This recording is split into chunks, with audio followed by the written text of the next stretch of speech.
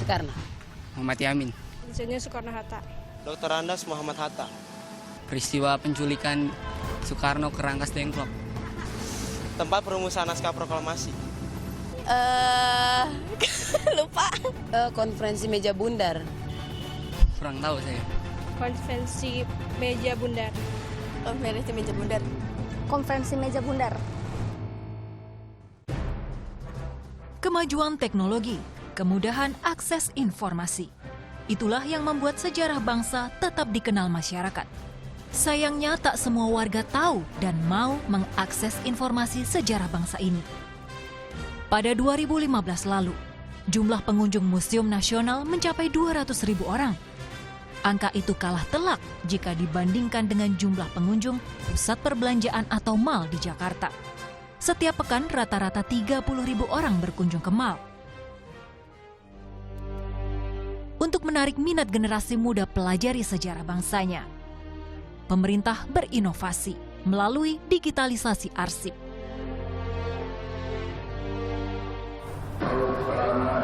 Rekaman suara Bung Karno saat membacakan teks proklamasi tadi masih jelas terdengar, padahal ini diambil beberapa puluh tahun yang lalu. Tidak hanya ini saja, banyak rekaman sejarah lainnya yang terus dilestarikan dan melalui banyak proses. Tentu ini melibatkan satu lembaga penting untuk melestarikan serta menjaga arsip-arsip penting milik bangsa Indonesia. Dalam tempo yang sesingkat-singkatnya. Pidato tanda lahirnya kemerdekaan bangsa Indonesia harus terus disimpan agar bisa diperdengarkan kapanpun dan dimanapun. Atas nama bangsa Indonesia, Soekarno-Hatta. Atau yang satu ini, lagu kebangsaan Indonesia Raya.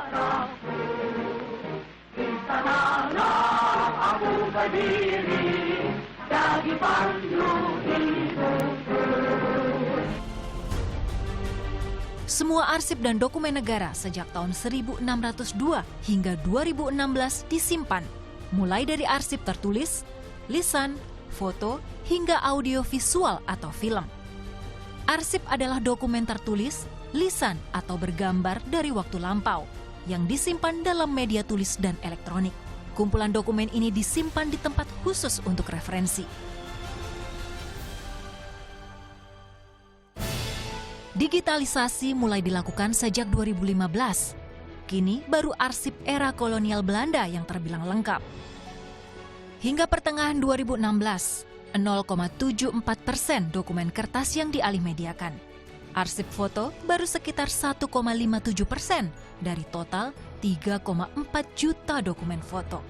Sedangkan dokumen film baru 10,03% dari hampir 59.000 gulung film. Proses digitalisasi diawali dengan proses restorasi atau pemulihan. Kali ini dokumen kertas yang direstorasi. Jika ada lubang pada kertas, lubang diolesi lem. Kemudian kertas dimasukkan ke dalam mesin agar olesan lem merata. Selanjutnya lembar dokumen dilapisi kertas tisu Jepang yang berguna menjauhkan serangga atau senyawa perusak kertas. Semua lembaran kertas yang dilapisi tisu Jepang kemudian dipindai atau di-scan.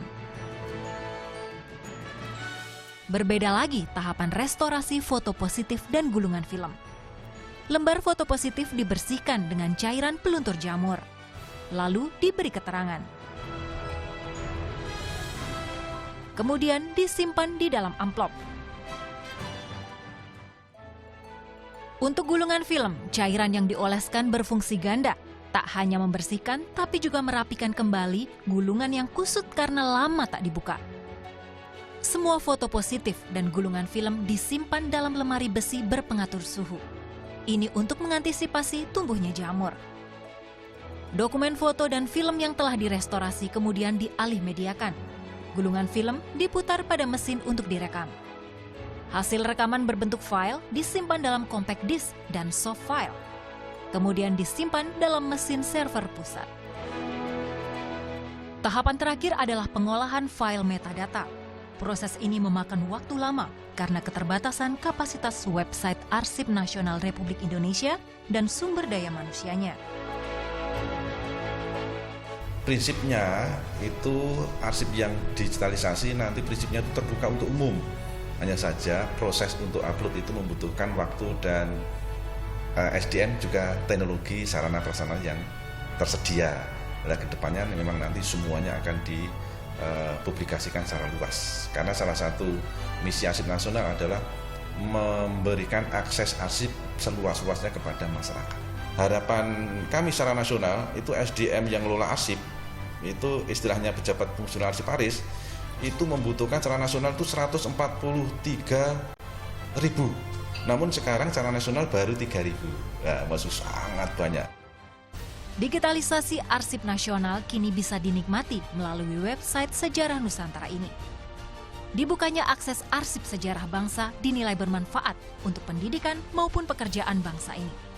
Kalau arsip dibuka, didigitalisasi, menurut saya justru memudahkan orang untuk mengakses. Orang dari daerah Lubuk Sikaping misalnya mau menulis tentang sejarah perkeretaapian di Sumatera, dia nggak perlu pergi ke Jakarta.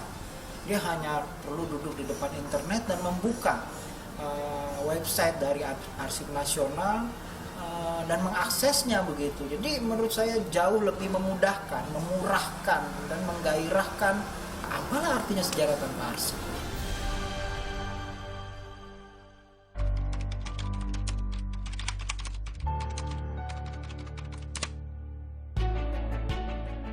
Arsip nasional wajib disimpan, karena melalui semangat yang tertuang dalam dokumen-dokumen ini, napas persatuan bangsa Indonesia terus dikumandangkan.